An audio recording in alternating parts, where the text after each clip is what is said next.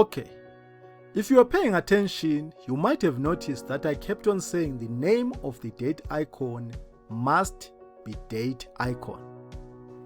In naming the date and time range, I also said you must write _date and _time respectively at the end of the name. These are the best short, meaningful, and distinguishable tags I had to come up with. However, some might even prefer shorter tags like _D and _T, or even a different name for the date icon.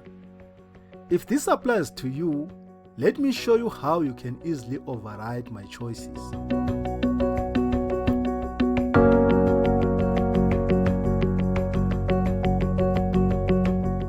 Let's get back to the VBA editor. In the workbook module, where we wrote the code that finds the date range, place your cursor at the end of the method and then hit the space button on your keyboard. As you can see, if you want to override the date icon name, you can write your preferred name here. And the same applies to the date and time tags.